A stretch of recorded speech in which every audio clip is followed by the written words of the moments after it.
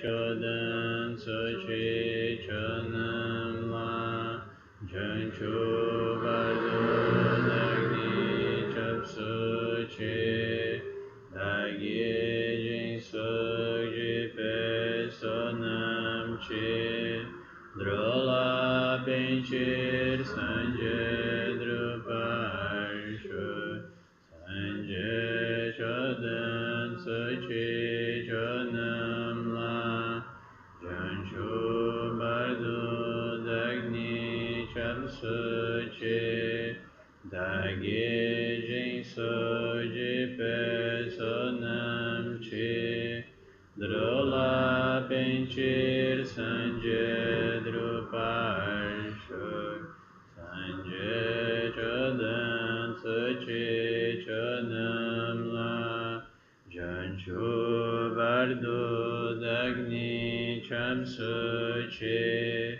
Dagi Jing Soji Pe Sonam Chi Drola Pinchir Sanje Drupal Shu.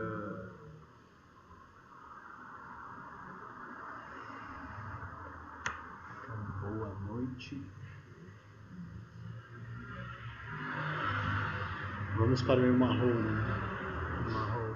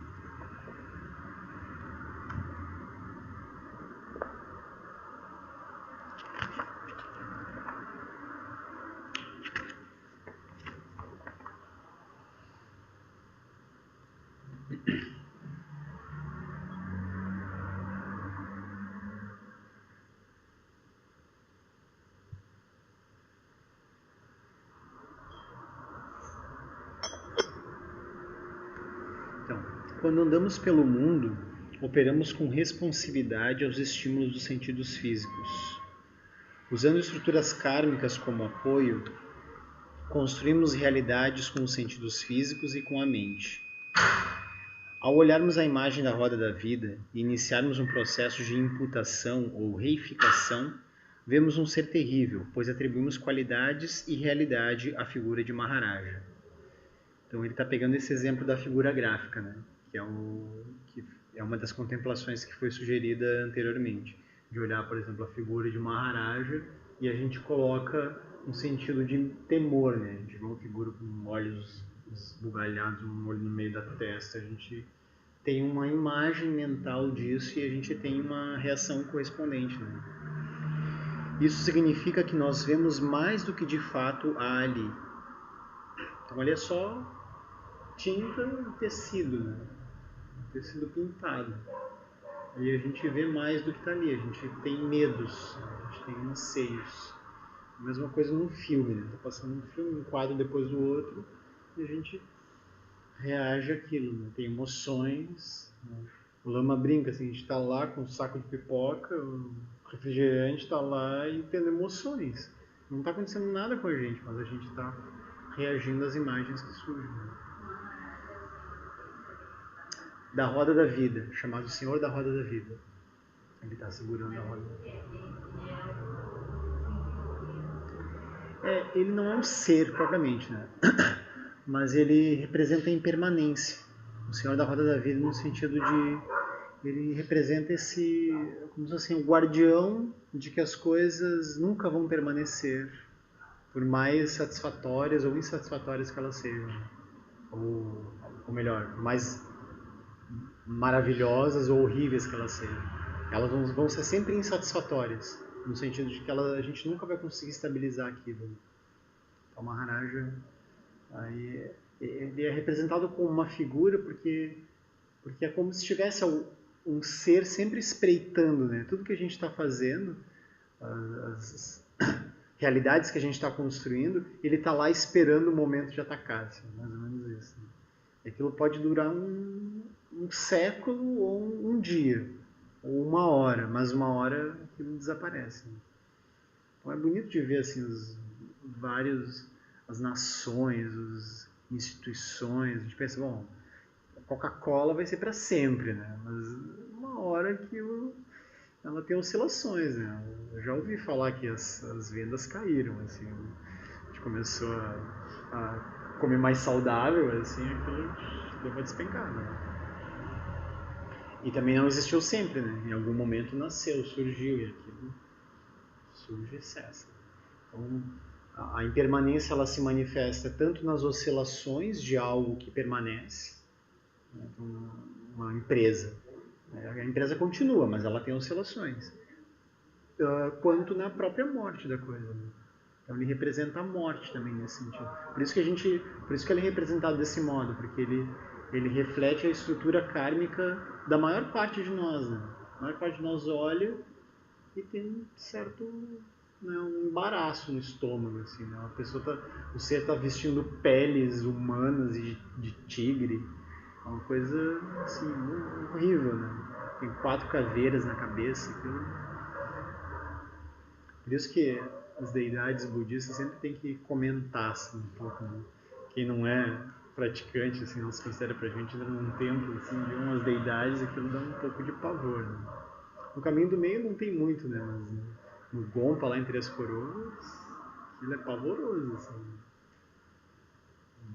As deidades espetando seres, assim, né? Separando, puxando os olhos, aquilo a gente não entende muito bem. Né? Então precisa de um comentário mesmo. Assim. Aí um dos comentários é esse, assim, a gente entender que aquilo está ali para refletir uma estrutura interna nossa. Então quando aquilo foi pintado com essa sabedoria embutida, né? Como se a gente pudesse olhar para o nosso próprio corpo e ver a vacuidade do nosso corpo, ver a impermanência do nosso corpo. A gente olha um ser espetando ali, não, então tá, o nosso corpo não é intrinsecamente real, por mais que ele pareça. Né?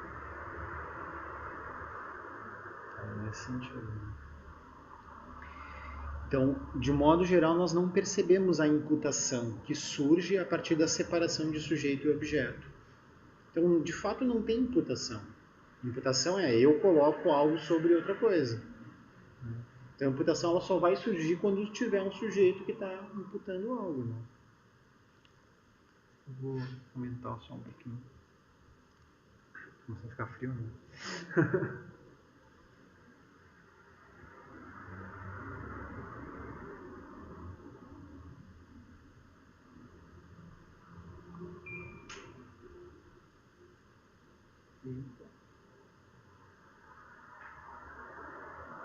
Não sei se piorou. Não, eu aumentei. É que antes estava assim, ó.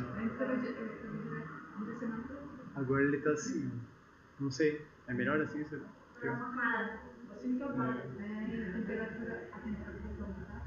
Botei 1 grau a mais. Vamos ver. Vamos ver, a gente nunca está satisfeito. Sempre tem que tentar ajustar alguma coisa. Então, olhamos para manchas de tinta no papel, né, ou tinta na tanca, e vemos Maharaja. Né? A figura é como que um espelho de nossas estruturas internas. As representações que surgem externamente emergem simultaneamente com nossas estruturas internas.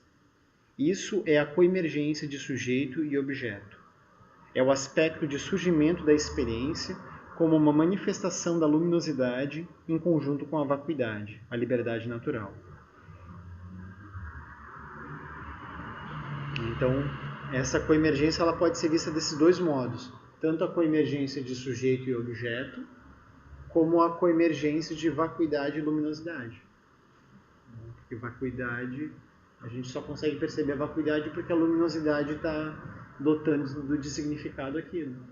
E vice-versa. Né? E sujeito e objeto é a mesma coisa. Né? Sujeito Eu acho que o mestre Tenzin Wangyal, que o Lama até comentou recentemente, que ele faz essa analogia do espaço. A gente poderia dizer assim que o espaço é o objeto. Ele não usa essa palavra, né? Ele fala espaço, mas ele não fala o espaço como objeto.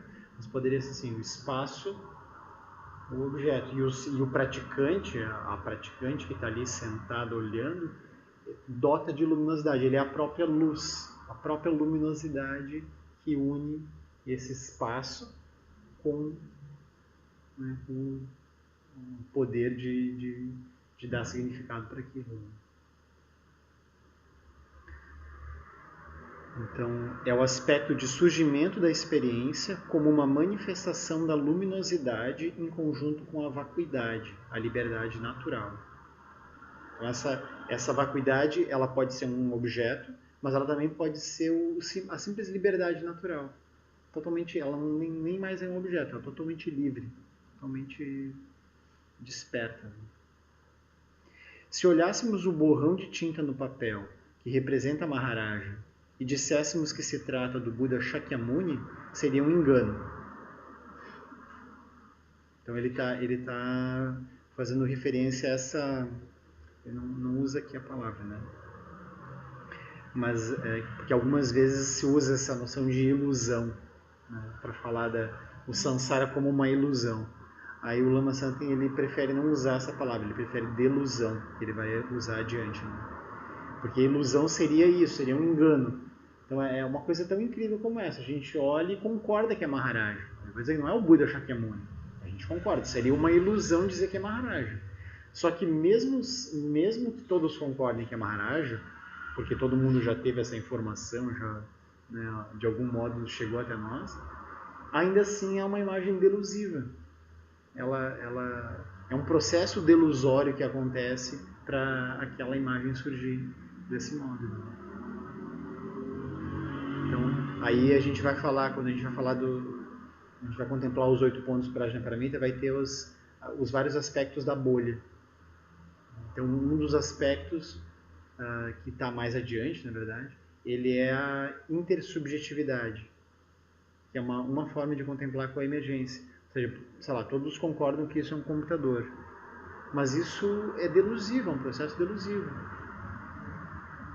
A gente tem uma intersubjetividade, a gente tem uma loucura compartilhada que chama isso de computador.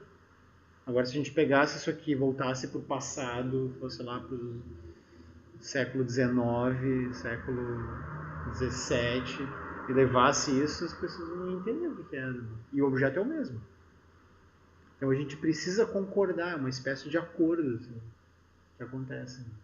Então isso é para tudo. Então, é muito comovente assim, ver como, por exemplo, guerras podem surgir por causa disso. Né? Os vários preconceitos, os vários separatismos, né? Os vários ismos que a gente tem, eles surgem por causa disso. Né? Um cutuca o outro e diz, olha aquele lá, olha aquela lá, olha como é que é. Aí aquilo, todo mundo está concordando que aquela ser é horrível, que aquele ser é maravilhoso. Aí é assim. Aí a pessoa já não aguenta mais, ela se isola, vai para um outro lugar onde ela não é conhecida, porque daí lá pelo menos pode ser que tenha alguma chance dela ser aceita. Ou no caso de alguém famoso do reino dos deuses, assim, de não ser reconhecido. Isso acontece, né? Algumas vezes os artistas vão para um outro lugar que ninguém conhece, que, bom, lá eles conseguem caminhar, conseguem passear para as compras. Né? Mas hoje em dia, com tantas redes sociais, é difícil, né? Ter para onde ir. Assim. Os pobres dos reinos dos deuses, assim.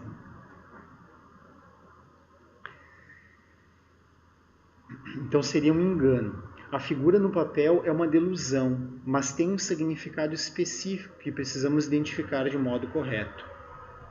Então é o que a gente vai chamar de objetividade. A gente diz que é objetivo, né? Que é objetivo que isso é uma mesa.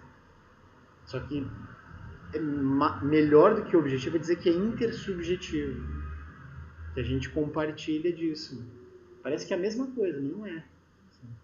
Não é objetivo, não é porque está lá no cosmos e aí a gente vai lá e olha, sempre existiu. Não, a gente tem um acordo para isso. Nossa mente olha a figura de Maharaja, a delusão se manifesta e a mente segue a responsividade. Então, surge aquilo e a gente segue a responsividade. As emoções surgem. Também podemos falar e ter reações na forma de energia, de acordo com o objeto produzido por reificação ou delusão.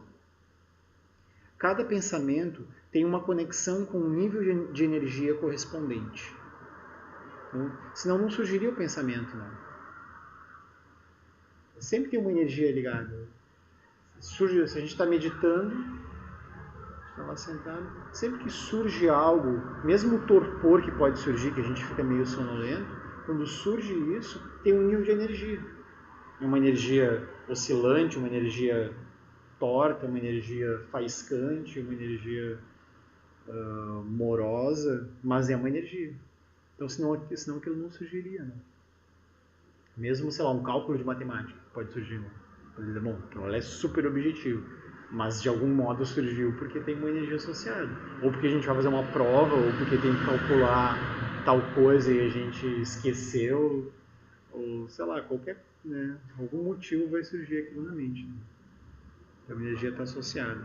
A oscilação de energia, assim, ela pode fazer surgir o pensamento, ou seria o contrário? O pensamento pode oscilar a energia? Essa é uma boa pergunta. Né? Vamos pensar assim, racionalmente, não tem como o pensamento fazer surgir energia. Mas ainda assim a mente, num sentido um pouco mais amplo do que a mente racional, a mente um pouco mais, ainda não é a mente desperta, mas a mente um pouco mais abrangente, essa mente ela consegue modular um pouco a energia. Que é um pouco aquilo do pensamento positivo, né? A gente pensar tal coisa, o segredo, assim, a gente pensa naquilo, leva a mente para aquela direção. Né? Aquilo não é bem um pensamento, né? É um pensamento, a gente poderia chamar de pensamento. Né? A gente não tem muito vocabulário, né, para falar disso. Mas poderia chamar de pensamento, uma imagem que surge um pensamento. Aí a gente está induzindo aquilo, né? Induz aquilo, aí aquilo em algum momento acontece. Então a energia ela pode ser controlada um pouco nesse sentido, assim. Mas não muito, né? Aquilo não tem muito, não vai muito, ela surge, não vai muito longe. Pensamento relacionado de prazer ou de aversão. O que pode acontecer é que com o tempo de prática, como a gente se habitua a observar propriamente, a observar o movimento da energia, a gente ganha um pouco mais de controle ou de, vamos dizer assim, de manejo, né, da nossa própria mente. Então fica um pouco mais fácil a gente, por exemplo, fazer uma sessão em que a gente faça 10 minutos de uma coisa, ou 15 minutos, depois 10 ou 15 de outra, 10 ou 15 de outra. Então a nossa mente, isso de certa forma é um pouco controlar. Então tem um pouco de controle ali, porque a gente, mais ou menos, né? Não consegue totalmente, mas um pouco tu se mantém naqueles 15 minutos fazendo tal coisa. Aí isso é um sinal de ganho na prática. Né? Então a gente está trazendo, aí a gente pensa, bom, aquele conteúdo não vou olhar agora, porque eu ainda estou acalmando a mente, eu ainda estou olhando, fazendo shamatha. Aí passa um tempo, não, agora eu vou trazer o conteúdo e vou olhar para ele. Aí eu faço isso Faz isso na hora que quer, né? Com o movimento da mente. Aí aquilo não surge mais de uma forma, não está surgindo e eu não sei o que fazer, né? Aquilo surge porque eu estou puxando aquilo. Então, por enquanto eu deixo de lado, agora eu vou fazer shamatha. Eu vou repousar, relaxar. Aí eu pinço, depois que eu estou acalmado, eu pinço aquela coisa e olho para ela. E assim pode ir acontecendo. Mas como um pensamento racional do tipo assim, eu não deveria pensar em tal coisa, porque é muito feio, ou porque, não sei, isso é um pouco difícil assim, de acontecer. Né? Aquilo surge, né? Aí como a gente vai modular aquilo, aí é um pouco a familiaridade com a prática mesmo. De deixar aquilo um pouco de lado, aí saber que aquilo não está trabalhado, mas que está de lado. Depois, quando for o momento, eu vou trazer, aí fazer esse movimento. Mas como um cálculo, assim, não funciona muito. Pelo menos para mim, né? Não sei.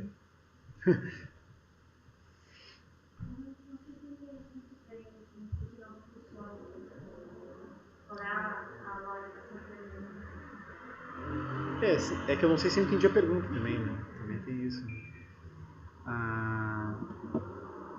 Eu entendi que tu falasse assim, a diferença entre o pensamento e a energia, né? Se um modula o outro, né? O que surge antes? Que chama o outro, vamos dizer assim.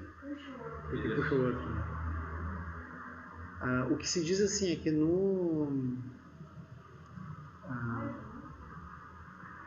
acaba surgindo meio junto, né?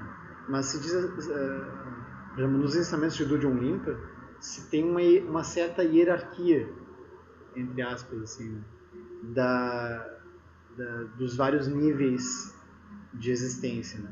Então tem a paisagem, que ela é como se ela estivesse dominando a paisagem mental. Se a gente fosse separar em três, seria assim, mente, energia e corpo. Então a mente viria antes. Aquilo parece contraditório, né?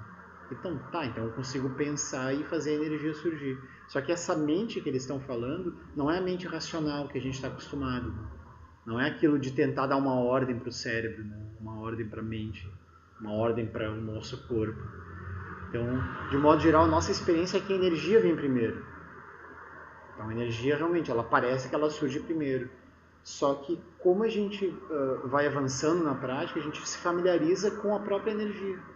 A gente senta, a gente não se assusta mais com os pensamentos que surgem, a gente não fica mais tão desgastado, o esforço é menor, e aí a gente tem um pouco mais de controle.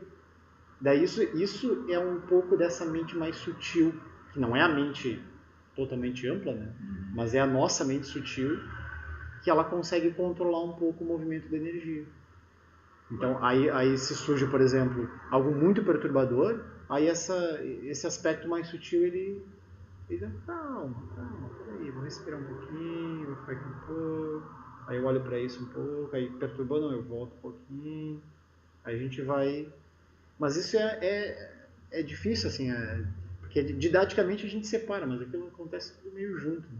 Por ver pela visão do Prajnaparamita, a mente modularia a própria energia, que é ela que cria tudo. A mente toda abrangente, sim. A mente, da mente ampla surgem as manifestações. E conforme for evoluindo na prática, talvez, de repente, caminhe para esse lado. A gente se aproxima. Da mente controlar realmente, controlar efetivamente as energias. Como? Sim. Acho que modulação foi um termo bem... Modular a energia, né? Eu já ouvi falar de experimentos que fazer, né? Realmente, ver que quando surge um pensamento, muitas vezes a gente tensiona uma parte, né? Como você falou hoje na meditação, né? Que é a meditação já na energia e no corpo, né? Preso, assim. E a coisa da gente, que é uma coisa que eu exercito, assim, que é levar para o corpo, né? Então, tem alguma perturbação, aí tu fazer o equilíbrio com a chama do símbolo, né? Equilibra no nível da energia. Sim. Tipo, mas aí a tua mente está mandando tu equilibrar a tua energia. É tudo meio junto, eu acho, né? E aí, às vezes assim tu tá perturbado. Aí tu equilibra no corpo e relaxa, parece que tu solta, sabe? Então eu acho que um pouco é isso que tu tá dizendo, assim, né? Mas aí eu convido com a Estela, que é professora, isso assim, a gente liberar no nível do corpo, pra liberar no nível da mente, ela diz que funciona, mas que a mente ainda teria primazia sempre, assim, né? Mas essa mente até porque para tu fazer o corpo fazer alguma coisa, é alguma mente que fez aquilo, né? Então é meio às vezes não é muito... Eu que ando um pouco pelas artes cênicas, assim, né? É meio controversa, assim, porque tem essa coisa, não, como é que vai ter uma hierarquia, né? Parece que no corpo, não, o corpo pensa, né? Então tem vários estudos de que o corpo sente, ele tem uma sabedoria, e de fato tem uma sabedoria ali, né? Tanto que se a gente encosta em algo quente, a gente não vai encostar de novo, né? Aham, precisando exato. comer, descansar. É, Ele o vai corpo. dizer. Exato, é. Só que o que os mestres vão dizer é que eles vão olhar num aspecto mais sutil, que tem. É como se tivesse uma mente que está ali. Que não é essa mente. Não é a mente racional que está raciocinando sobre aquilo, mas é uma certa mente, né? Um nível de mente, vamos dizer assim. Ele separa muito, né? É que tem um aspecto secreto, assim, né? Essa mente. Um Uhum. aspecto sutil, assim, né? Uhum. A mente não é o conhecimento. Exato. Se diz que, eu não sei quantas palavras são, mas são mais de uma dezena, assim, parece, de palavras no tibetano que são todas traduzidas para mente em português. Assim. Ou seja, é como se fossem várias palavras para neve que os esquimós usam para falar várias brancuras diferentes de neve, ou vários tipos de neve. A gente vê neve, né? A gente vê a mente. Bom, a mente é o que pensa. Bom, o que surge de forma abstrata é a mente. Mas aquilo é muito mais sutil. Eu Muito mais lembro sutil que que o Lama isso. fala que a gente fala, a energia é uma coisa relacionada ao que a gente chama de emoções, né? Uhum. Só que a gente não separa pensamento de emoção, né? Na real, eu Uhum. lembro do Lama, o Marcelo falando, eles falando alguma coisa assim. Que A gente, pensamento, tu diz, dentro do budismo? dentro do budismo, seria praticamente a mesma coisa. Pensamento de emoção. Positivo, assim, Uhum. e a emoção, assim. Não tem uma separação, eles são meio que juntos, colados. É, que é um pouco o que ele está dizendo aqui, né? Que quando surge na mente tem uma energia associada. É um pouco... É estranho, né? Mas mesmo, sei lá, não precisa nem estar meditando. A gente está... Tentar pegar uma coisa super objetiva. Você tem que fazer um cálculo, né? Pegar um super cálculo, assim, uma fórmula de alguma coisa para resolver alguma coisa. Se não tiver um certo nível de energia associado, tu não consegue fazer aquilo.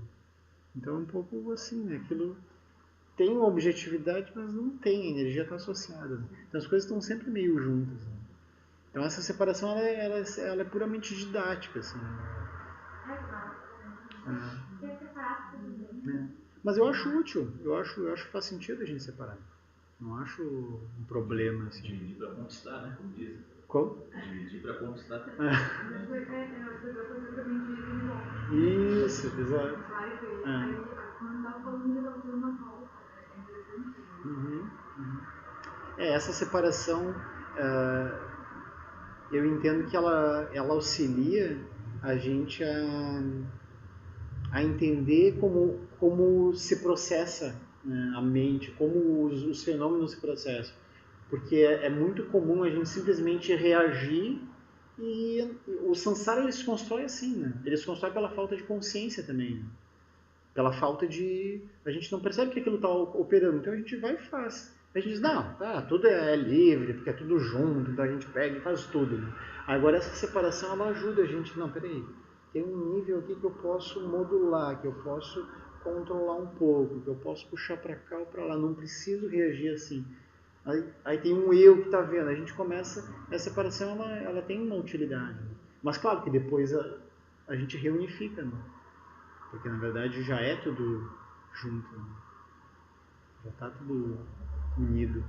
E energia tem muita coisa de, por exemplo, um lama que sempre faz muito sentido a gente observar essa energia, que é eu quero agir de tal maneira, fazer certas coisas, eu sei que tudo é melhor, só que eu não consigo. Exato. Então é que leva aqui esse aspecto que a gente não enxerga e faz fazer as coisas do jeito que eu fazer.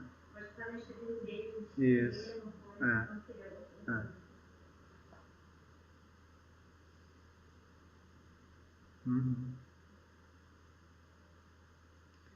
Então, é um nível sutil, né? A gente estava falando, um nível sutil, não cognitivo.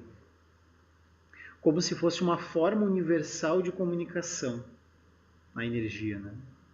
Que se estabelece através das modificações dos níveis sutis de energia em nós e nos outros seres. O som que está além do som. Se vocês não compreenderem o que falo, não haverá de fato nenhuma fala. Isso é super profundo, né? Super profundo. Porque não está na fala, não está no conteúdo, não está nas palavras. Né? Está por trás, né? O que faz com que esse monte blá blá blá blá vire algo, vire um significado, tem um significado. Não é só vibração do ar. Ou nem isso, assim, aquilo, mas aquilo são ondas, né? Aí tá, a gente poderia explicar, é porque todo mundo entende português. Tá, mas isso não explica tudo, né? Tem um aspecto sutil que tá presente ali, né? Porque eu poderia entender português, mas essas palavras não fazerem sentido. Ou ter algum partidarismo com isso, um sectarismo, dizer, não, isso aí tá errado, isso aí... Outras tradições falam tal coisa, começa a ter tudo vai depender de que lugar eu tô para ouvir aquilo. Né?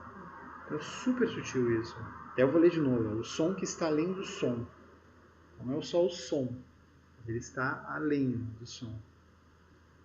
Por isso que a fala, ela também é a energia, né? Sim. Eu vi há pouco tempo que eu me dei conta, assim, que é a mesma coisa. E aí eu fiquei um tempo sem entender. Sim. Né? Eu não entendi, mas eu tenho visto muitos aspectos que tu acabou de falar de novo, né? Que a fala que fala corpo, fala e mente, né? A mesma coisa que corpo, energia e mente. Fala é a mesma coisa que energia. Isso. Ainda não entendi. É complexo, né? E é sutil, né? Mas tem a ver com isso também. Bem lembrado, né? O som que está além do som. Uma das formas que eu busco para entender isso, assim, é que a fala, ela nos pega direto, assim.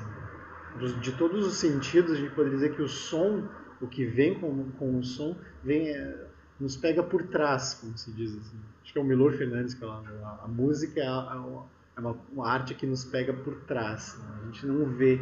Quando vem, se diz que o ouvido está aqui. Né? Isso estou falando da recepção do som, né? Fora a questão de falar mesmo. A questão de falar aquilo surge como um movimento de fala. Então tem esse aspecto comunicativo também, né? que ele pode ser super sutil. Como? Exato. O silêncio, né? O silêncio também fala. Né? A gente pode estar só, né? Agora há pouco a gente estava em meditação, a gente pode estar só aqui em meditação, em silêncio.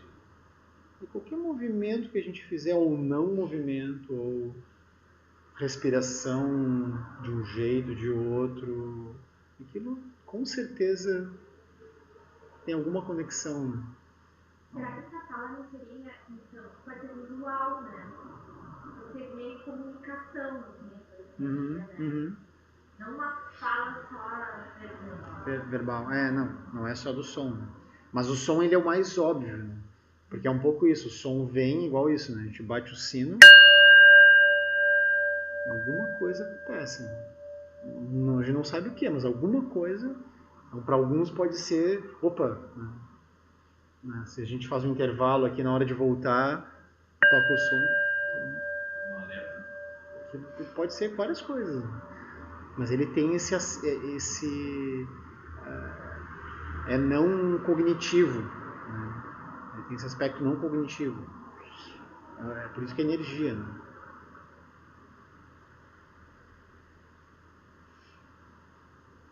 Então é para além do som mesmo. Mas o som ele é muito óbvio. Então o som que está além do som. Se vocês não compreenderem o que falo, não haverá de fato nenhuma fala. Se vocês não sentirem o que falo, se não moverem energia nesse processo, não haverá nenhuma comunicação.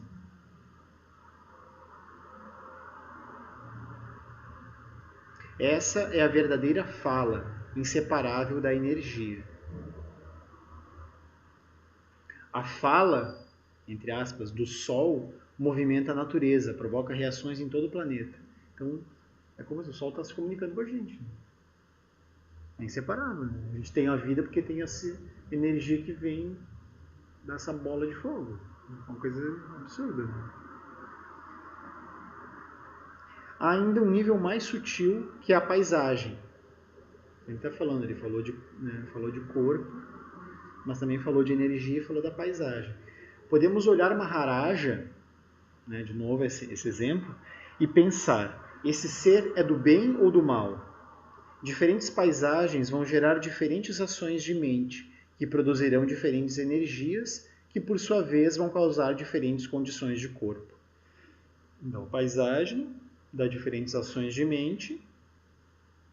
Eu posso estar numa paisagem de achar que ele é um ser bom, porque ele mostra a impermanência, porque ele nos lembra que nada é sustentado, e isso pode nos fazer avançar para a prática. Eu estou nessa paisagem. E daí eu tenho uma ação de mente que pensa, uau, então que Maharaja venha, ou que Maharaja se manifeste. Aquilo tem uma ação de mente. Né? E da ação de mente brota a energia, produz diferentes energias. E eu posso fazer outro movimento. Não, ser horrível, eu não posso deixar que ele se manifeste, eu quero sustentar isso um pouquinho mais, eu quero levar até onde for possível. Aí eu vou achar ele um ser horrível, um ser terrível. Aí mesma coisa, uma ação de mente correspondente a essa paisagem. Que é do tipo, eu vou segurar essa coisa, não vou olhar para isso, eu vou manobrar, eu vou levar para outro lugar, vou dar um jeito de aquilo se manter. Né? E aí, né, produz uma energia diferente e aí, consequentemente, uma diferente condição de corpo, né, ou também ação de corpo. Nós podemos reconhecer essa operação ou não, mas nos manifestamos desse modo o tempo todo. Então isso é muito maravilhoso. Né? Buda está só elucidando algum processo que já está acontecendo. Isso é uma coisa notável. Assim. A gente deveria fazer prostrações só de lembrar disso. Assim. Porque não é algo do tipo, ele está proferindo uma verdade, eu preciso acreditar, e aí eu vou entrar na seita de não sei o quê. Ele está dizendo, está ali.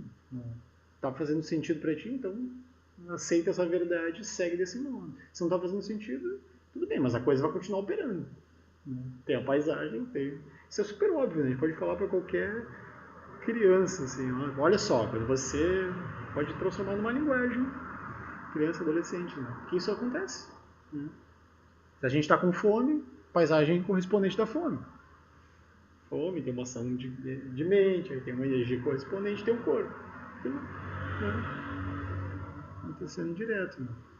Podemos observar um aspecto ainda mais sutil, a possibilidade de termos muitas experiências em corpo, fala, mente e paisagem, de podermos transitar livremente de uma paisagem para outra. Então, o aspecto mais sutil é esse, né? Não é a coisa em si, mas é essa liberdade de transitar de uma paisagem para outra. A gente tem essa liberdade. Então, nesse exemplo do Maharaja é isso. Né? Então, não é... o mais profundo não é pensar, não, ele é um ser bom que mostra a impermanência. O mais profundo é perceber que tem uma liberdade, que eu posso olhar como bom ou como mal. Posso olhar essa experiência de estar aqui como uma experiência agradável ou desagradável. O tempo que a gente está levando aqui. Então, essa liberdade, manter sempre essa liberdade. Até há pouco estava comentando sobre isso. Que não é propriamente a ação externa que a gente faz que diz se aquilo, se a gente está fazendo de forma livre ou não. Alguém que vê de fora pode ver a mesma ação. Mas internamente eu posso sempre manter esse espaço que diz, pode ser diferente. Então, esse é um teste que a gente pode fazer, né? O tempo todo. Será que eu estou mantendo o espaço de pensar que isso pode, de aceitar que pode ser diferente em algum momento? Ou eu estou fixado querendo que aquilo seja daquele jeito? Então, eu posso fazer a coisa daquele jeito, ter aquele resultado, e está tudo bem. Mas se eu mantenho na mente esse espaço, que se acontece qualquer coisa, que puxa o tapete, que desregula aquilo, eu permaneço bem e sigo na outra direção, aí está bem. Agora, se eu não faço isso, não deu errado agora, o que eu vou fazer? Eu vou ligar para a mamãe, eu vou não sei o quê. Pronto. E a gente está fixado. Né? E na maior parte do tempo essa aqui é a realidade. Né? Mas é um exercício. Né? Então, conforme a gente vai... Eu vejo isso, assim, conforme a gente vai avançando na prática, fica, assim, claro que tem regiões que continuam mais difíceis de ter esse espaço, mas outras regiões aquilo a gente só sorri, assim, mudou, legal, valeu Maharaja, mudou, né? Mudou de novo, tá bem, né? Aquilo fica mais fácil de aceitar essa mudança, né? E a vida é mudança o tempo todo. Não tem nada que permanece.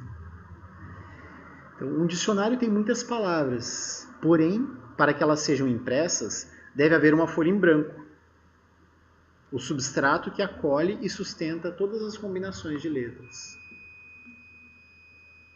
Então, do mesmo modo, o livro, né?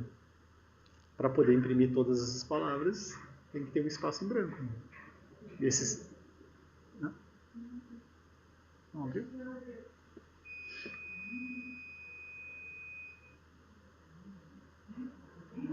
Não tem ninguém? Eu acho que eu ouvi. Será que eu estou viajando? Melhor uma vez sem saber, porque já aconteceu de a gente aqui, se a gente esqueceu. Falaram uma vez. Viu? É melhor não abrir. É que eu achei que tinha passado, né? Mas a pessoa senta aqui e a gente continua falando.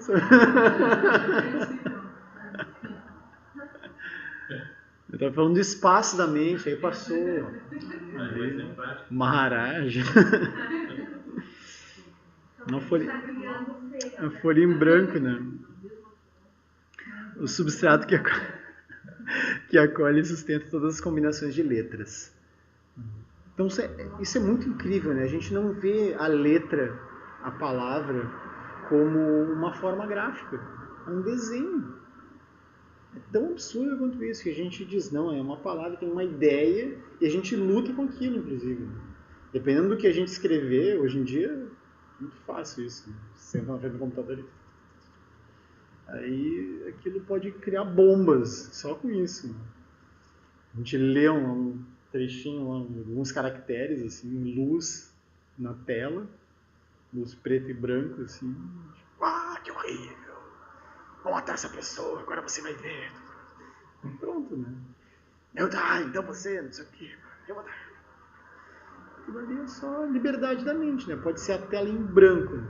Então, sempre que vocês virem um comentário no Facebook, assim, meio que perturba a emoção, aí senta, chama 5 elementos, metabhavana, aí olha para a tela.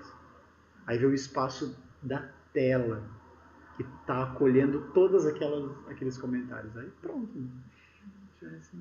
Aí rola a barra. Assim. Aí tem várias abas abertas. Né? Aí desliga o monitor. Levanta, vai fazer outra coisa. Pronto. Está resolvido. Né? Aí, claro, se surgir algum ser em sofrimento, então eu vou ajudar o ser. Mas será que eu vou mesmo? Será que não é o meu impulso kármico dizendo? Observa isso. Né?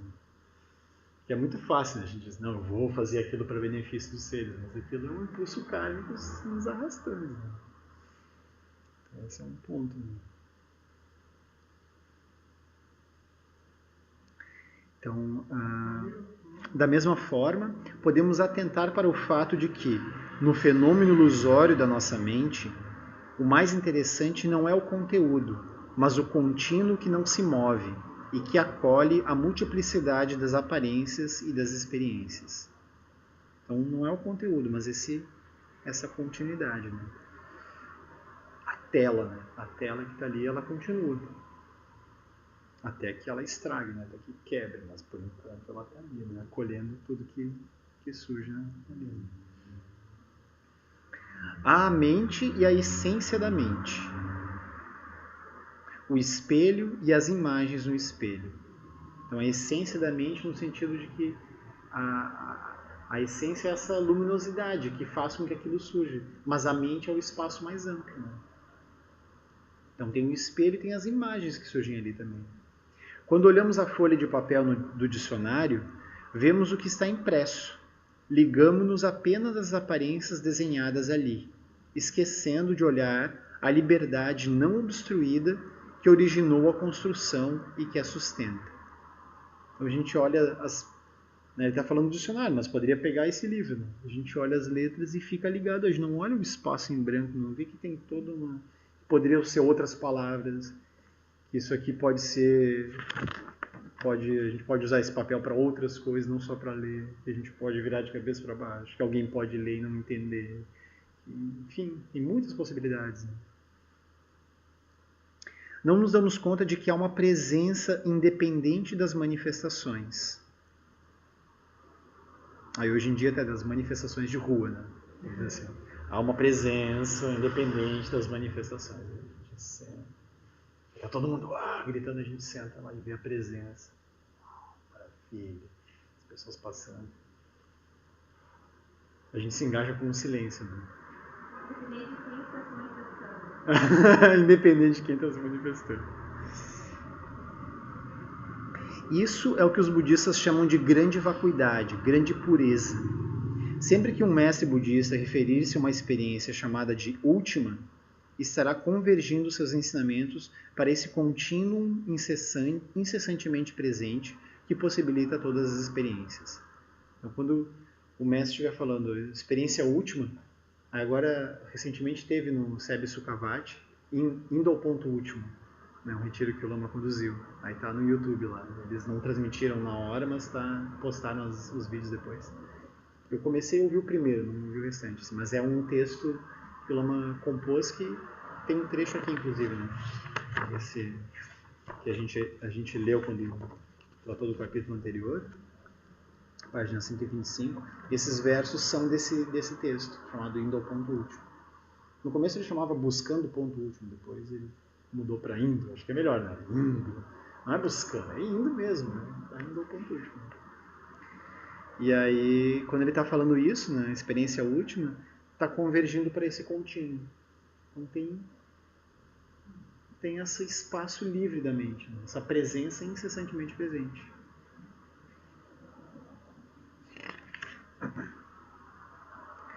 No Sutra Surangama Sutra, o Buda bate no sino, né, e pergunta a um discípulo: Ananda, você ouve? Este responde que sim. Quando o sino para de tocar, o Buda pergunta: e agora, ouve? Ananda diz que não. E o Buda replica: como você pode dizer coisas sem sentido, Ananda? A gente, não estou entendendo, né? Bateu o sino, tá ouvindo, bateu, tá ouvindo. Como é que é sem sentido isso? Aí ele vai explicar, né? O Buda repete as batidas de sino e as perguntas várias vezes. Ananda questiona: com som ouvimos, sem som não ouvimos. Não seria assim? Como poderia ouvir se não há som? Aí se diz que, essa parte acho que o Lama não contou aqui, se diz que o Ananda chorou, né? Chega num momento que o Ananda chora. Aí o Lama diz que está fazendo bullying, né? Bullying budista, assim, né? Você está ouvindo? Tô. E agora? Não. Você está ouvindo? Tô. E agora? Não. Olha isso. Aí fica, né? Não dá resposta logo, né? Dá resposta, o cara tá ali sofrendo. É que eles tinham tempo naquela época, assim, eles não tinham compromissos que sair, assim, fazer, né? Viver a vida de verdade. Não tinha Instagram.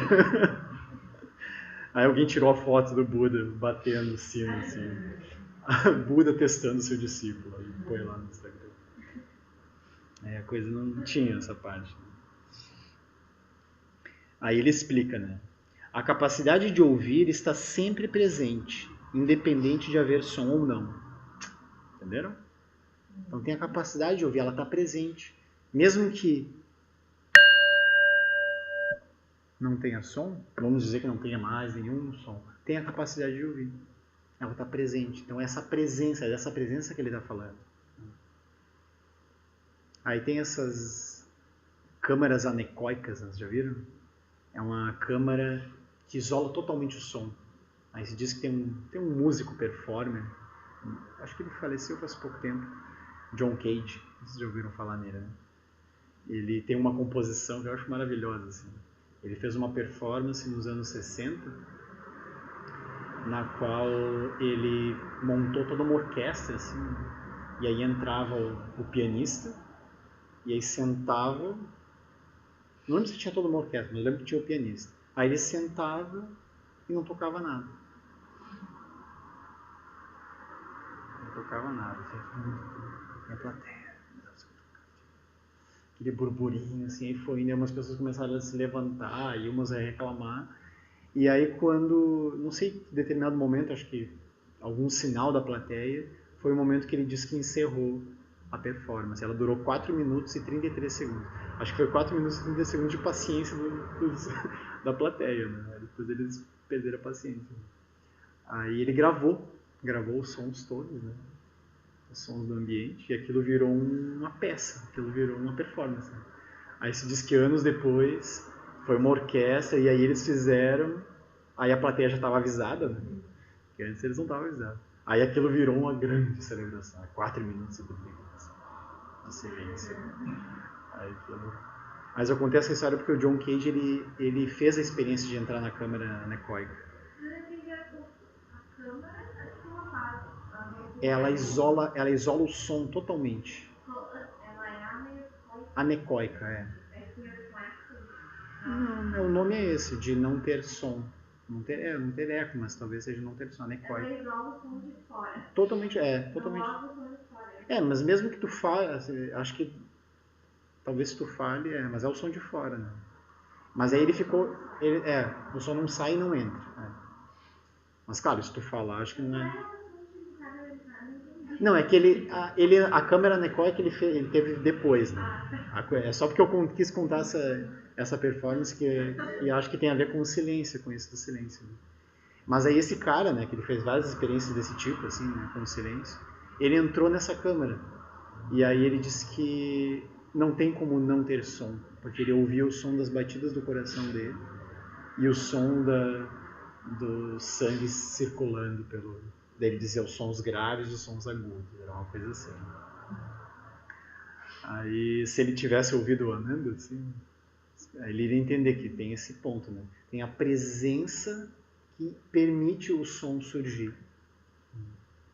Então, quando o John Cage falou isso, ele estava falando de uma coisa ainda concreta, né? Ou seja, o som e o não som. Mas aqui ele está falando da presença para além de som e não som. Não tem uma separatividade, agora tem som e agora não tem som. O silêncio ele é grávido de som.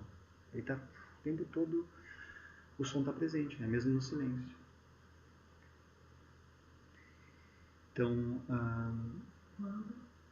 quando não há som, a capacidade auditiva diz que não há som. Quando há som, a mesma capacidade auditiva diz que há som. Mas a capacidade permanece. Né? O Buda usa a capacidade auditiva para exemplificar a natureza incessante da mente. É uma espécie de analogia. Não quer dizer que a capacidade auditiva seja a presença, mas é uma analogia. Que é um pouco disso que a gente estava falando, que o som ele nos pega. Né? Então, mas a gente continua com essa presença. Não consegue tapar totalmente o ouvido. Né? Os olhos a gente consegue fechar, né? Mas o ouvido tu até consegue botar algumas coisas, mas não consegue totalmente fechar. Né? Uma analogia para o espaço. Uma analogia para o espaço, para o espaço da mente. Se há pensamentos, ideias, imagens, temos a sensação de haver a mente.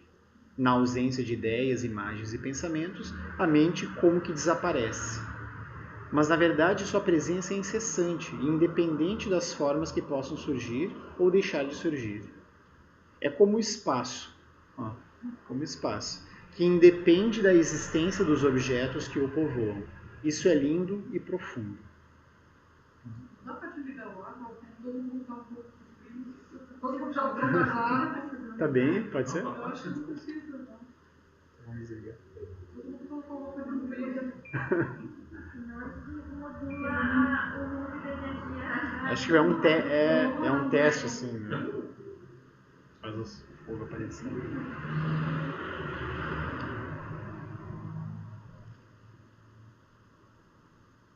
Isso é realmente muito lindo e profundo, né?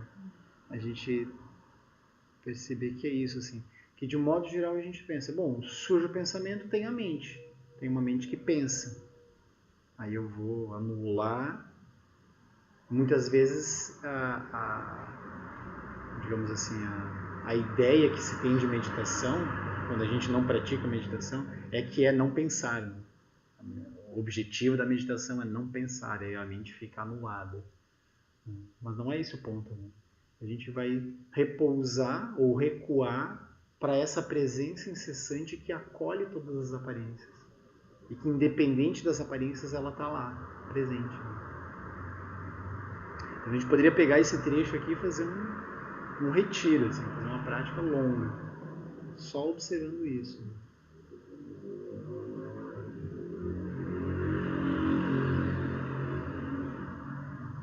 Tudo que surge, som, imagem, pensamento, ou quando não surge nada, a mente está presente, esse espaço está presente. Havendo ou não algo manifesto, existe uma natureza fundamental e silenciosa, incessantemente presente em nós. É como um lago completamente sereno, onde podemos provocar o surgimento de uma onda com o movimento de nossa mão na água. Mas o fato de surgir essa onda não altera em nada a natureza do lago. O lago não vira outra coisa. A gente põe a mão, tem as ondas, mas o lago está ali, presente. As experiências, as aparências são as ondas. Mas a base, ou lago, independe das formas que irão surgir na superfície. É incessante. Esse ponto crucial está ligado à prática da lucidez, a capacidade de testemunhar a experiência que vivemos, sem ficarmos presos a uma sequência de pensamentos, apenas testemunhar. Então, ele normalmente não usa essa palavra, mas eu acho ela muito boa. Né? Testemunhar, a gente está ali presente. A gente não está se ligando aos pensamentos, não está dizendo eu sou isso, eu tenho que fazer tal coisa. Se eu não fizer, eu vou deixar de ser eu. Aquilo surge, eu testemunho aquilo aparecendo. Surge, cessa. E a gente está ali presente. Né? É fazer surgir um observador que se dá conta da experiência, de perceber as experiências. Então, algumas vezes o Lama Alan Wallace ele orienta essa meditação da consciência da consciência. Eu acho muito boa. Né? Ou seja, a gente não só tem consciência das experiências físicas, táteis, dos sons, das imagens, dos pensamentos que surgem, mas a gente tem consciência de estar consciente. Isso poderia ser uma prática assim, longa, a gente fazer um longo tempo. Né? Cada imagem que surge, eu não só tenho consciência, mas eu tenho consciência de estar consciente. Para cada uma das coisas que surgem, a consciência sempre presente. Olhar a mente, como dizem, observar propriamente, mais ou menos. É um pouco isso. A mente... a mente observando a mente. Porque se gera um observador, né? É um observador que vê a experiência, surge, se mantém por um tempo e cessa. Eu não passo mais atrás. É dar um passo mais atrás. É um passo atrás.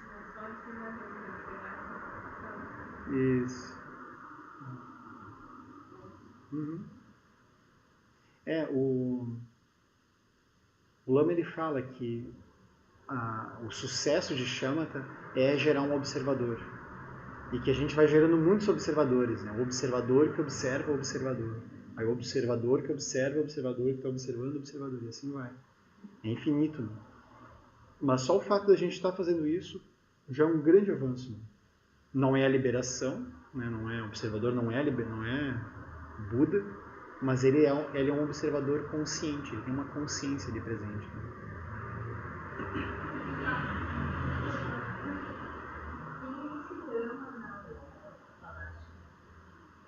Lama Alan Wallace. Alan Wallace. Isso. Uhum. Isso. A gente está meditando assim, e a gente está, assim, não está consciente do que a mente está fazendo, né? E daqui a pouco tu te dá conta que tu não está mais, sei lá, viajou, né? Uhum. Esse é o observador do observador, né? Porque eu deveria estar observando meus pensamentos. Aí tem alguém fiscalizando o observador, tipo assim, né? Isso. Ele já é um observador do observador, né? Eu não só estou observando os pensamentos, como eu estou dificulta que eu estou observando ou não, né? Uhum. Então tá Isso. cada vez mais encamado. É uma certa vigilância, né? Deixa eu ver, tem introspecção. Não lembro, tem três, mas eu estou lembrando só de duas agora.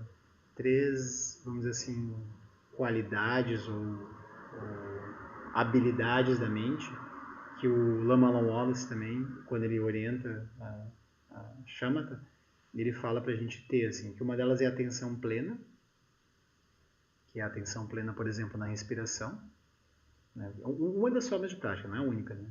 Mas aí a atenção plena na respiração. E aí, junto com a atenção plena, tem a introspecção, que é essa qualidade de observar a qualidade da atenção plena. Então a gente está ali com a atenção plena, mas daqui a pouco perdeu a atenção plena. Aí tem a introspecção, que ela olha e ela está ali como um radar, assim. Opa, perdeu a qualidade de atenção plena. Para retomar de novo. Para retomar a atenção plena. Mas isso é Shamatha, né? Aqui o Lama está falando de um ponto mais lá adiante, né? A gente retrocedeu um pouco também para exemplificar, né? Para fazer analogia. Você queria falar? Eu considero a atenção também. A atenção, quando ficar atento quando tu perde a atenção. Uhum. Né? Mais ou menos. Sim. Uma atenção da atenção. Isso, atenção da atenção. É. Pode ser. Então, fazer surgir um observador que se dá conta da experiência de perceber as experiências. Podemos transformar qualquer experiência em um objeto de foco desse observador que fazemos surgir. Podemos simplesmente comer ou testemunhar o que estamos fazendo e sentindo. Então, isso que ele quer dizer que a gente não precisa estar em lótus, né? Não precisa estar na postura para fazer isso. A gente pode no dia a dia estar observando, estar comendo, estar andando e tem esse observador que está olhando para isso, né? Está observando isso acontecendo. Apenas por meio desse observador construído artificialmente, então isso é importante lembrar, ele não é a liberação, mas ele é um observador que está construído artificialmente, poderemos terminar por perceber a natureza sempre presente. Então a gente vai abandonar o observador lá adiante, mas a gente precisa dele por um longo tempo, porque ele vai nos ajudar a ver essa natureza que está sempre presente. Mais adiante, superamos a necessidade desse observador, ultrapassando toda a dualidade e toda a meditação fabricada. O importante é perceber a estabilidade por trás do movimento incessante das formas no mundo. Então, é importante perceber que tem essa estabilidade. Tem as formas e tem essa estabilidade. Ela está ali presente. Ela é incessante. O lago estável é como uma essência completamente receptiva, aberta. Por ser uma força viva, enérgica, pode produzir ondas. Então, a imagem do lago ela é boa, né? Porque ele não está parado. O lago ele não está totalmente parado, não está duro, não é como uma pedra. Ele está vivo. Ele está ali, calmo. Ele pode não ter nenhuma onda, mas ele tem todo o potencial de se movimentar. Tanto que se a gente largar uma pedrinha ou pôr a mão, vai ter esse movimento. A natureza da mente é igual, estável, com a capacidade de produzir objetos. Então, a natureza da mente ela não é vazia de nada, assim, totalmente vazia, no sentido de não ter nenhuma manifestação. Ela é vazia no sentido de não ter nada absoluto. Ela não tem uma essência imutável. Imutável assim no sentido de identificável. Eu posso dizer, não, a natureza da mente ela é desse tipo. Ela tem essa espacialidade, ela tem a qualidade da luminosidade e ela tem os objetos que surgem. E eles estão incessantemente presentes nessa mente toda abrangente. É uma mente viva. Ela não é uma mente zerada, ela é uma mente viva. Essa é a analogia do lago, né? Perfeita. Os budistas chamam essa capacidade de luminosidade da mente. Então, a capacidade de produzir objetos. É ela também que dota de qualidades e energia as formas que brotam em sua superfície. tem a espacialidade, tem essa luminosidade e tem a energia que é dotada, que é posta nos objetos. Então, ela tem essas três características, né? Espacialidade, luminosidade e energia.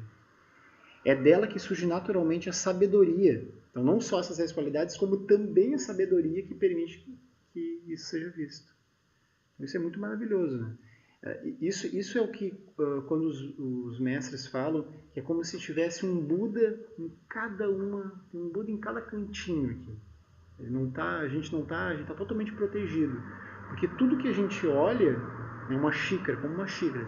Xícara é óbvio, xícara é uma coisa... Todo mundo sabe que isso aqui é uma xícara, uma caneca, não vou ficar discutindo isso. E isso aqui é totalmente inofensivo, né? Uma coisa está lá, alguém produziu, né? Não me agride, não me... Mas como eu estou construindo, como ela tem um processo delusivo para construir essa xícara, junto com esse processo delusivo tem um Buda que está vendo essa manifestação acontecer. Então, é justo porque ela é vazia e luminosa, junto tem essa sabedoria que faz com que eu veja o vazio luminoso.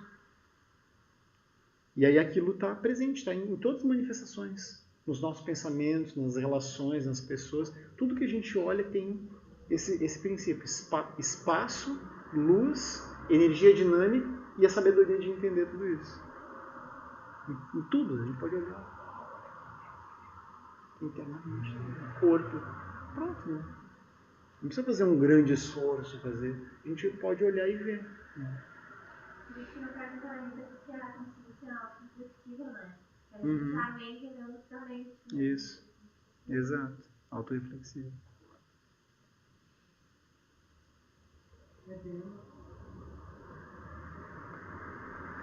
É dela que surge naturalmente a sabedoria que nos permite operar no mundo condicionado.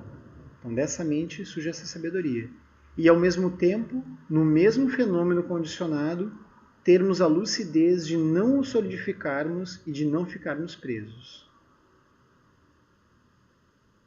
Então, isso é um pouco como dizer que a sabedoria comum do mundo tem a mesma essência da sabedoria última. Então, a sabedoria que constrói uma xícara, que constrói um computador, que escreve um livro, que permite que a gente leia o livro, entenda as palavras, que a gente use a xícara, use o computador.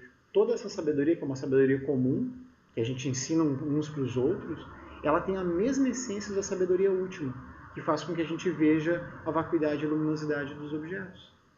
Ela não é uma outra coisa, né? Assim, tem a sabedoria comum, tá? Eu vou esquecer isso, e agora eu vou olhar só para uma coisa super elevada. Está junto, né? Então isso é super acalentador também. Quando a gente está... Eu lembro de estar em experiência de retiro intenso, assim, só de prática, né? De meditação, e em algum momento perceber essa separatividade na mente, assim, como se não, estou fazendo uma coisa que vai olhar lá em cima, eu estou separando, porque o mundo condicionado ele é menor, ele é uma outra coisa. Mas elas estão juntas, é a mesma coisa, a essência é a mesma. Né? Categorizando. Isso, categorizando, separando, né? Que não tem uma coisa aqui, uma coisa ali. Mas tudo que a gente olha está presente, né? A mesma essência. Os objetos reconhecidos pelo observador não existem externamente ou por si mesmos. Há uma natureza e uma essência produzindo as aparências. Esse princípio ativo é inseparável da liberdade natural e não obstruída que permite a tudo surgir. Essa liberdade natural é a vacuidade. A observação da realidade aparente e da realidade última no mesmo fenômeno é chamada de dupla realidade, tatata em sânscrito. Então, a gente olhar uma aparência e ver o aspecto condicionado e o aspecto livre no mesmo fenômeno é essa união chamada tatata, né? A dupla realidade.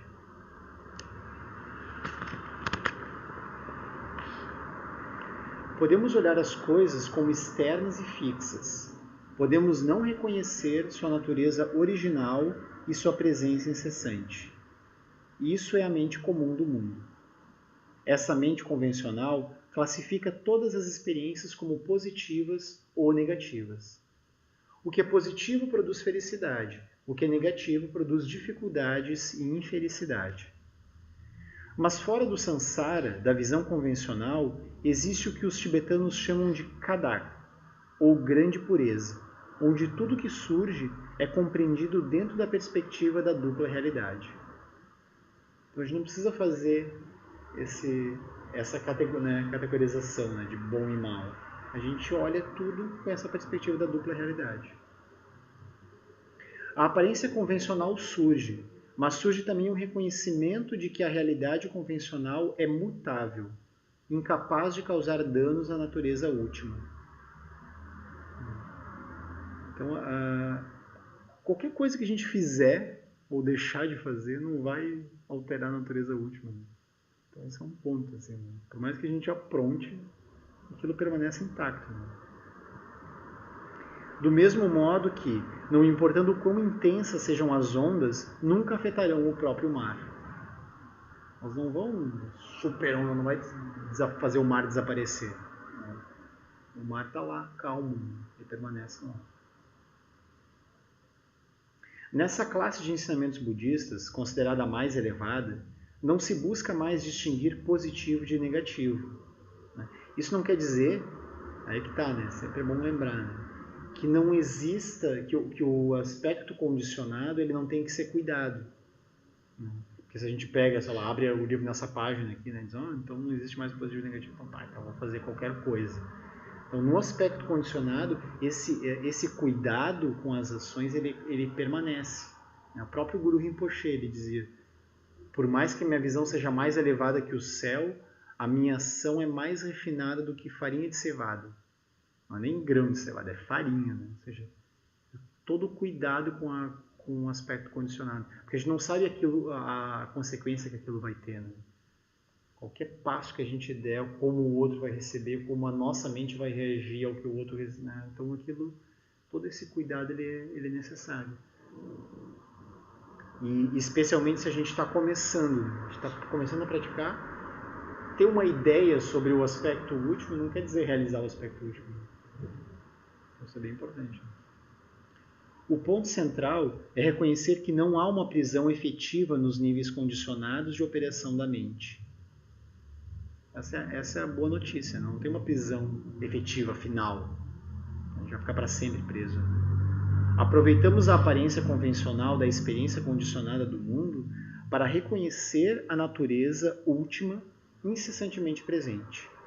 A gente aproveita qualquer situação convencional para reconhecer essa natureza última. Assim nos liberamos de vida, envelhecimento, morte e renascimento, que são as 4 montanhas, né? A gente fica livre desse ciclo. O ponto essencial é localizarmos essa compreensão. Não somos os conteúdos, os mundos que enxergamos condicionadamente. Somos naturalmente livres, mesmo quando não vemos a liberdade. Emarro, alegria. Então, a gente reconhecer essa compreensão. Né?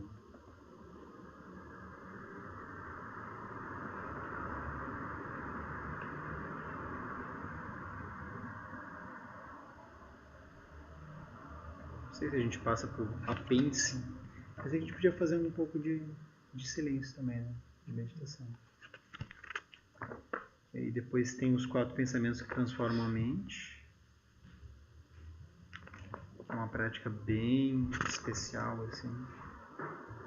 A gente pode olhar semana que vem.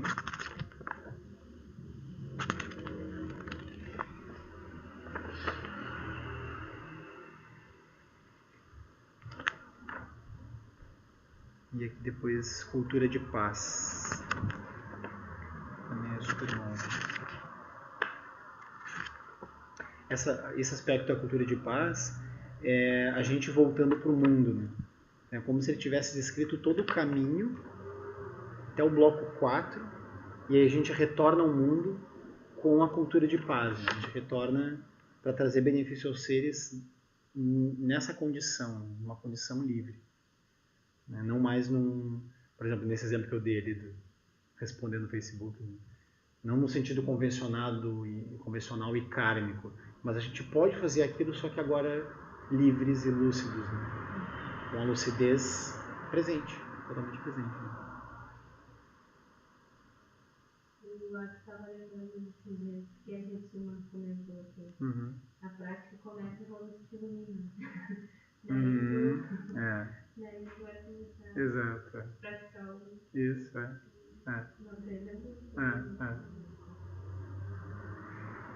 eu diria que a gente faz tudo um pouco, né?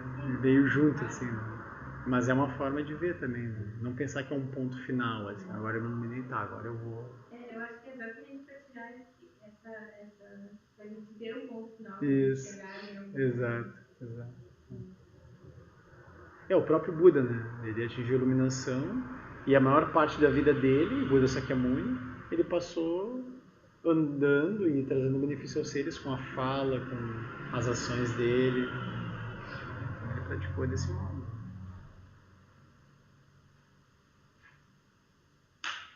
Uma pergunta. Quando você disseste todo o caminho para o bloco 4 do capítulo 6 blocos no bloco. Sim. O bloco 4 é considerado assim o último bloco, né? O último nessa descrição que o Lama traz, porque no bloco 1 a gente estava tateando as várias tradições, né? A gente estava conhecendo um pouco de um ensinamento, um pouco de outro. No bloco 2 a gente escolheu um e começou a praticar. Começou a aprofundar dentro daquele um. A gente não ficou pipocando mais, a gente foi fundo em um deles. No bloco 3 a gente viu a realização, né, os frutos daquela prática.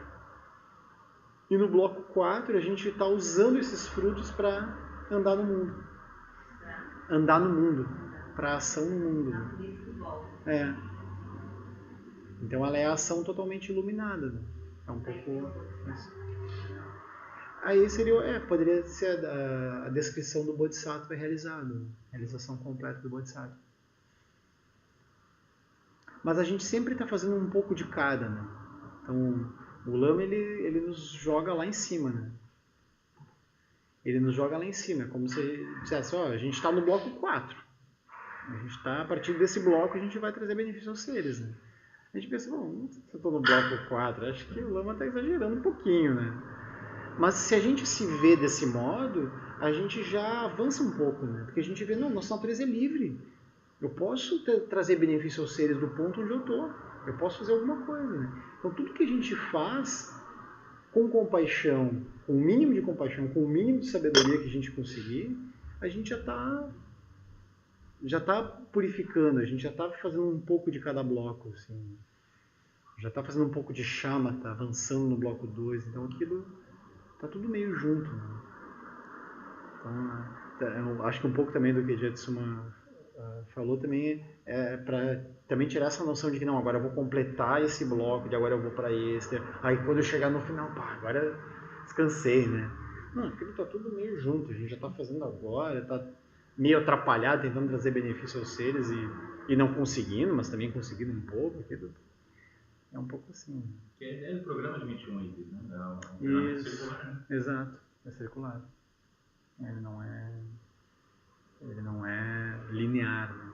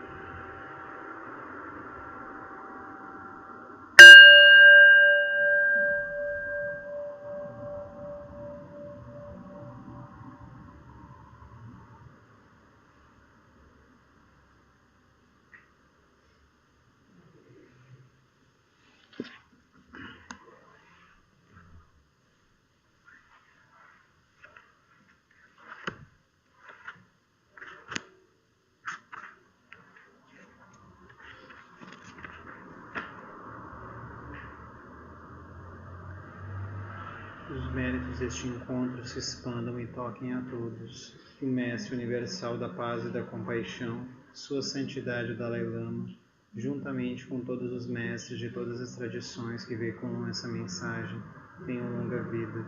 Que todos estejam a salvo de gerar pensamentos negativos, o obstáculo mais destrutivo. Que esses pensamentos nunca surjam em nossa mente e que todos os seres também estejam livres de pensamentos negativos. Ao longo de minhas muitas vidas e até este momento, todas as virtudes que tenho alcançado, inclusive os méritos gerados por essa prática, e todas as que vier a conseguir, ofereço para o bem-estar dos seres sencientes. Possam a doença, a guerra, a fome e o sofrimento diminuir para todos os seres, enquanto sua sabedoria e compaixão aumentam nesta e em vidas futuras. Possa eu claramente perceber todas as experiências como sendo tão insubstanciais quanto o tecido do sonho durante a noite, e imediatamente despertar para perceber a manifestação de sabedoria pura no surgir de cada fenômeno. Possa eu rapidamente alcançar a iluminação para trabalhar sem cessar pela liberação de todos os seres. Budas e Bodhisattvas em conjunto, seja qual for sua motivação, sua ação benéfica e preces auspiciosas, seja qual for sua onisciência, realizações e poderes benévolos, e seja qual for sua imensa sabedoria, eu, que igualmente venho para beneficiar os seres, rogo para que possa alcançar as mesmas qualidades. Neste exato momento, posso nem mesmo os nomes doença, fome, guerra e sofrimento ser ouvidos pelas pessoas e nações da terra, mas possam sim sua conduta moral, mérito, riqueza e prosperidade crescer, e possam a suprema bem-aventurança e bem-estar sempre surgir para elas. Página 45. Os métodos de ensinamento completos e infalíveis do Sutra e do Tantra são a tradição de doutos realizados detentores da sabedoria intrínseca. E esses ensinamentos da escola da tradução antiga, a essência dos ensinamentos do sábio, possam florescer e durar neste mundo. A extensiva tradição da transmissão de Padmasambhava é a escola da tradução antiga da grande perfeição. Dudjom Limpa é o sustentáculo desses ensinamentos da essência definitiva. Que seus profundos termas possam ser preservados pelo estudo e pela prática, para que não diminuam até o final da existência condicionada. Que a extensiva tradição do grande ordem se estenda como o espaço, e o esplendor dos tesouros espirituais, que são sua atividade iluminada, brilhe pelas 10 direções. Que os sinais da virtude irradiem-se até preencher os cantos longínquos da terra e os ensinamentos durem e floresçam.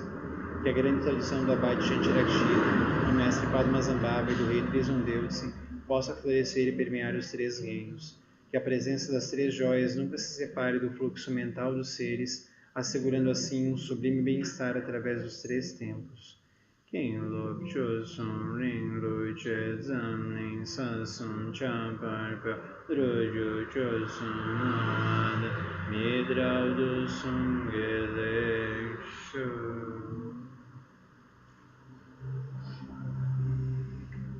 Então, boa noite, obrigado. Os recados dos próximos eventos, né? No sábado tem um curso com a Estela, Como a Mente se Engana, vai ser manhã e tarde, né? Nesse sábado agora, ainda dá para se inscrever pelo site.